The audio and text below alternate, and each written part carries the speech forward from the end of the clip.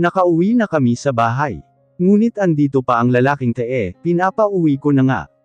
Pati mga kapitbahay namin na tsismusa, nakasilip na din sila, kaya ayaw ko umuwi, kasi alam kong ganito ang mangyayari.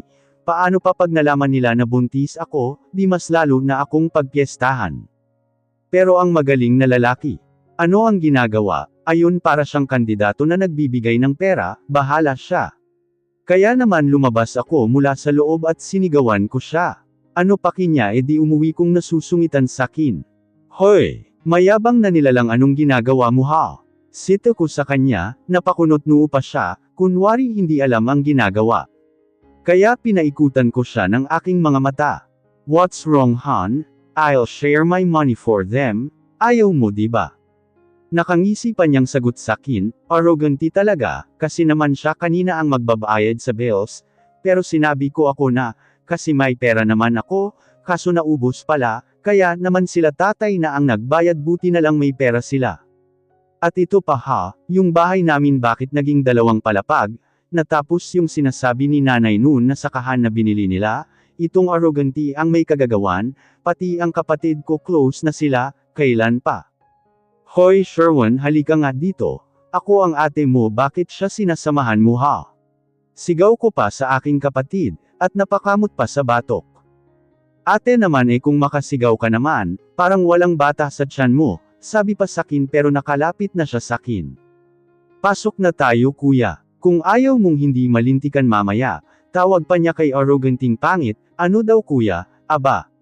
Kailan pa sila naging close, tanong ko sa sarili ko, pati si arroganti pa kamot-kamot din ang ulo, tapos pumasok na sila, iniwan ako. Ikaw naman Adeline, di ba nga sabi nila share your blessing? Rinig ko pang sabi ng mga kapitbahay namin si Sarah. Naku po, nakakahiya naman po kasi sa tao, kunting respeto po tayo sa sarili natin manang, baka ano po masabi niya baka sabihin niya o isipin niya mukhang pera tayo. Sabi ko pa, pero nagsilayas na sila na nagbubulungan, mga tsismusa talaga, himutok ko. Rinig ko pang tinawag na kami ni nanay, dahil tanghali na pala, at tapos na din siyang nagluto ng pananghalian. O mga anak, kain na tayo, lalo ka na adi anak, at may bata pa sa tiyan mo. Tawagin mo na ang bisita, sabi pa ni nanay. Tatayo na sana ako, pero inunahan ako ng kapatid ko. Mamaya na ate, nag-uusap pa sila ni tatay, sabi niya, kaya naman kinunutin ko siya ng noo. Ano daw ang pag-uusapan? Takang tanong ko, samantalang si nanay naman nakangiti lang. Nagkibit balikat na lang ako, dahil wala naman gustong sumagot sakin. Anak, mauna ka na, kayang kumain, hindi ka pa nakakain kanina sa hospital ng maayos, alalang sabi ni inay sakin, kaya naman napangiti ako. Nagpapasalamat din ako sa kanila, dahil hindi sila galit sakin. Kanina kasi sa hospital kinausap nila ako ng masinsinan, at sinabi ko lahat-lahat sa kanila, walang labis walang kulang. At buti naman tanggap nila ako, at naiintindihan daw ako. At nakikita naman daw nila na mukhang mahal daw ako ng makong na yun. Paano kaya nila nasabi yun? Hindi ba nila alam na ikakasal na siya sa girlfriend niyang modelo? Nasaktan pa ako sa aking naisip. Nagbalik ako sa diwa ko, nang siniko ako ng loko-loko kong kapatid, kaya naman sinagot ko na si inay. Naku nay, okay lang ako, uminom naman na ako ng gatas kanina diba, pagkukumbinsi ko pa sa aking ina. Oo, yung gatas binili pa ni arroganti. Masyado daw maalalahanin, sabi ni nanay, lihim pa akong nagbunyi. Sherwin, tawagin mo na ang tatay at kuya mo, baka lamigin na ang pagkain. Utos ni nanay sa kapatid ko, pero bago pa siya tumayo, ay nakita na namin ang dalawa na papunta na dito. At mukhang masaya si arroganti dahil may patawa-tawa pang nalalaman. Kaya naman tinaasan ko siya ng kilay, pero ang lalaking nginitian lang ako. Andyan na pala sila tatay at kuya Nay. Si Sherwin, hindi na ako umimik dahil malapit na sila. Pero ang ngiti ni Kumag hindi mawala-wala. Siya at kakain na tayo, hali na kayo Berting, Frederick, pasensya ka na at eto lang ang naluto ha, hayaan mo bukas kakatay tayo ng kambing at baboy. Sabi ni nanay, kaya naman sumabat na ako. Nay, anong bukas, uuwi na siya ngayon. Sabi ko kay nanay, pero napasulyap ako kay Frederick, at nakita kong malungkot ang mukha, medyo nakonsensya naman ako. Naku anak, masama ang panahon ngayon, baka kung ano pa ang mangyari sa kanya. Si tatay ang sumagot, kaya hindi na ako umimik, kumain na lang ako. Nagtataka pa ako kay Frederick, gusto pala niya ang may sabaw na manok, ang ulam kasi namin ngayon ulang native na manok. Mabilis lang na lumipas ang oras, ngayon paggabi na, si tatay at Frederick kasama si Sherwin ayon nag-iinuman, pati mga kapitbahay namin, kahit ilang saway ko sa kanila, pero si tatay ayaw magpaawat, lasing na ata, tapos bukas daw kakatay ng kambing at baboy. Wala na silang kakatayin, dahil baka sila ang katayin ko. Himutok ko sa aking sarili. Habang palakad-lakad ako dito sa may living room namin. O anak, bakit ka pa andito? Makasama sayo ang magpuyat, saka umupo ka nga, nahihilo ako sayo, si nanay, mukhang nag-alala sakin sabay sermon. Nay, patigilan mo na kaya sila. Sabi ko sa kanya, imbis na sundin ko ang sinabi ng aking ina. Yan mo na sila anak, ngayon lang naman yan, sagot niya sakin at nakangiti pa. Kaya napakunot pa ang aking noo sa inaasta ng aking ina. Enay hindi nga sanay na umiinom yan ng gin. Himutok ko pa kay nanay, kasi naman bakit gin, bumili naman ng mga wine pero tinuwanan lang siya, kaya ayon ang bagsak gin at 4x4 ang tinira Diyosco. E di dapat pala sa tatay mo. Ikaw nagsabi anak, sagot naman ni inay sakin. Pero alam mo anak, mabait pala ang batang yan, hindi siya katulad ng ibang mayayaman na mataas ang lipad, mukhang mahal na mahal ka anak, alam mo ba kagabi, nagulat pa kami na andito siya, at hinahanap kanya samin at umiiyak. Mahabang litanya ni nanay sakin, nagulat naman ako sa last part na sinabi niya. Ano po nay, umiiyak? Pag-uulit ko sa sinabi niya, baka lang nabingi ako. Ay oo anak, akala nga niya tinatago ka namin sa kanya, hanggang sa may mga pulis at sunod-sunod silang nagsidatingan, hindi nga nila madala-dala sa presinto, dahil bigatin daw siya na tao, saka wala naman daw siyang atraso, tapos alam mo pa anak, siya daw ata yung may-ari ng hotel dyan sa bayan, yung bago at malaki. Mahabang litanya ulit ni nanay sakin, kaya naman imbis na sagutin ko siya, iniba ko na lang ang usapan. Nay, kailan pa kayo naging chismusa? Mukhang nahawa na kayo kay Aling Tez. Pag-iiba ko sa usapan sabay simangot pa ako. Ikaw talaga anak, hindi naman sa ganun, mukhang totoo naman ang nararamdaman niya sa'yo, kasi hindi kanya pupuntahan dito kung hindi ka mahalaga sa kanya. Sabi pa ni nanay sakin. Kaya medyo natameme ako doon. Anak niya lang ang pinunta niya dito nay, hindi ako kasali doon. Isa pa may girlfriend yan sa Manila, nag-kiss pa nga eh. Malungkot kong sagot sa nanay ko, medyo hininaan ko na ang last part na sinabi ko. Anak, kung ano man ang problema nyo pag-usapan yung mabuti, walang natatapos sa hindi pagkakaunawaan. Ayaw kong makialam sa inyong dalawa. Ang akin lang anak, kausapin mo siya ng masinsinan, wala naman mawawala kung kakausapin mo siya, di ba anak? Mahabang litanya ng aking ina. Kung sa bagay may tama naman si nanay. Hindi ako nakasagot sa kanya. At iniwan ako sa living room na nag-iisip. Naiwan na pala isipan sakin ang sinabi ni inay sakin.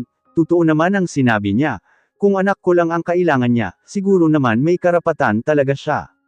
Ngunit nakaramdam na ako ng antok, at palalim na rin ang gabi at bakit ang tagal-tagal nila, kaya naman tatawagan ko na sila.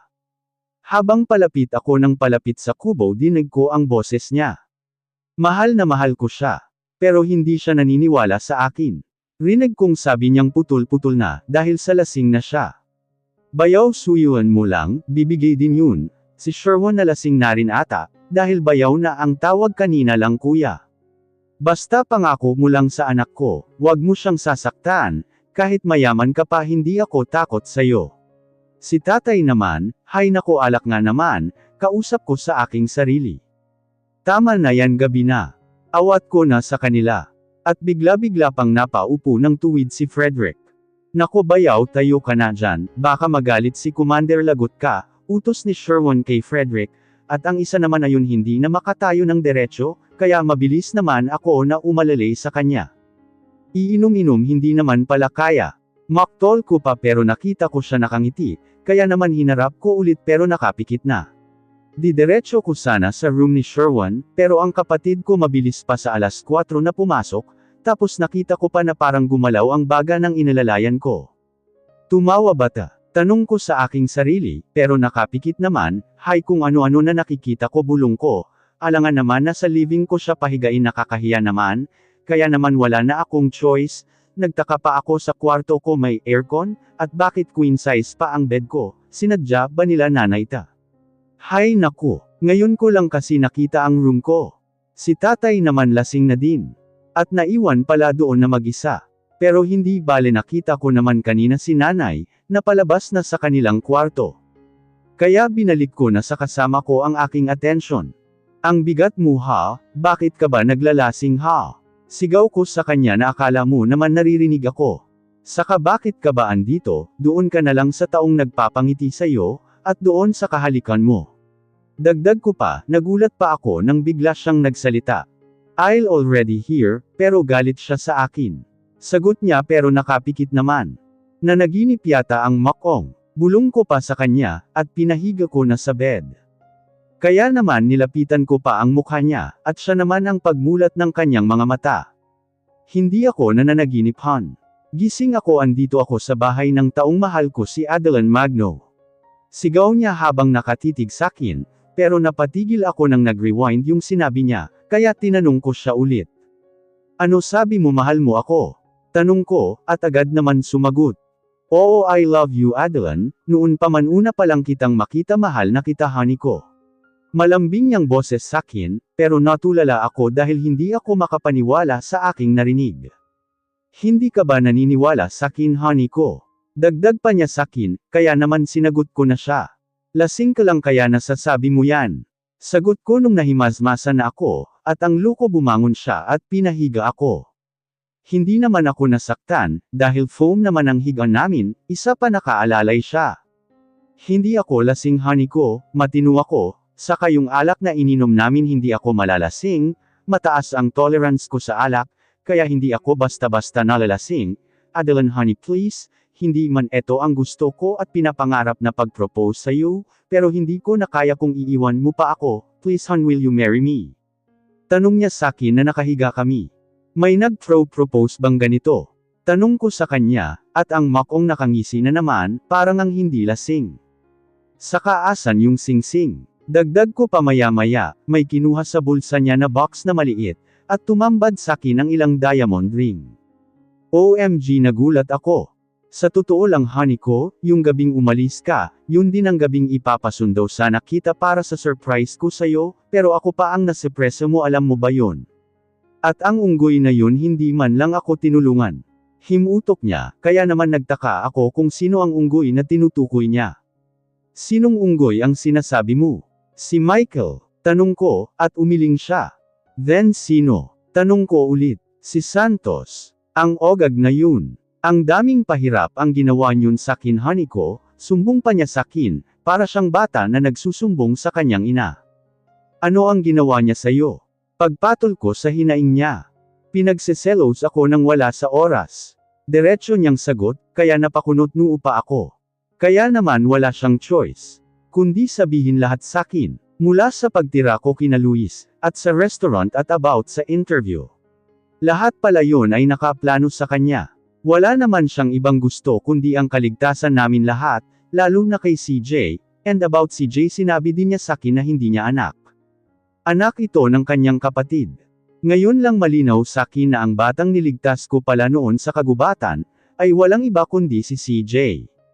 Nagbalik ang diwa ko nang nagsalita siya ulit, dahil mahigpit siyang nakayakap sakin, na akala mong mawawala ako sa tabi niya.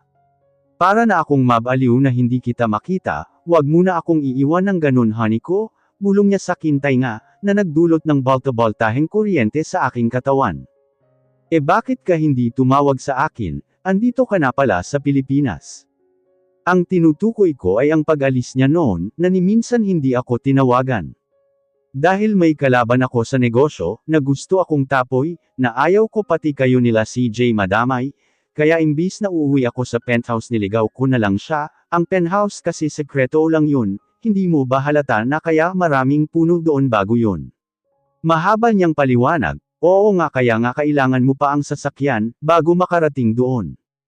Pero teka sabi mo sasaktan ka, Okay ka ba, wala ka bang sugat? Taranta kong tanong, meron honey ko, dito. Turo niya sa tapat ng puso niya, kaya naman natawa ako sa inaste niya. Ang OA mo na Frederick, sabi ko sa kanya, na natatawa ako talaga sa kanya. Masakit naman talaga dito, hawakan mo honey ko, sabay kuha niya sa kamay ko, at tinapat sa puso niya, at ang lakas ng kabog nga. Alam mo ba sa tuwing mapapalapit ako sa iyo, sa tuwing nakikita-kita ganyan kalakas yan. Walang ibang sinisigaw kundi Adelan, Adelan, Adelan. Sabi pa niya kaya naman napahalakhak pa ako. Ganyan ka ba talaga maglabas ng salooban mo ang OA mo palahan? Sabi ko pa nang biglang kumislap ang kanyang mga mata, at ang bilis ng kilos ngayon nakaibabaw na sakin. Say it again honey ko. Saad sakin na hindi ko naman alam ang ibig niyang sabihin. Ang alin? Maang kong tanong sa kanya, dahil hindi ko alam ang pinapanto niya. That endearment, say it again honey ko, may kislap sa kanyang mga mata. Kaya naman napaisip ako kung ano ba yung sinabi ko na kinatuwa niya. At bigla nag-sync sa aking utak at napangiti ako. Kaya naman tumitig ako sa kanya, dahil hanggang ngayon nasa ibabaw ko parent siya. Hindi naman ako nabigatan, dahil nakatungkod naman ang kanyang kamay sa bed.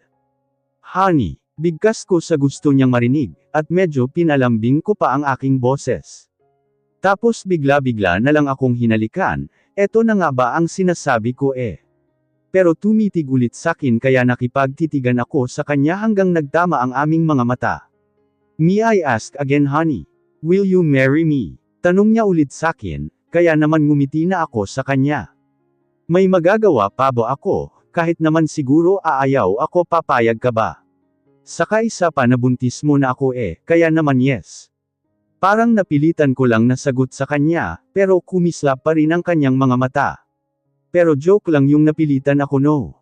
Kahit aayaw ka talaga kidnapin na lang kita, at ilalayo sa kanilang lahat.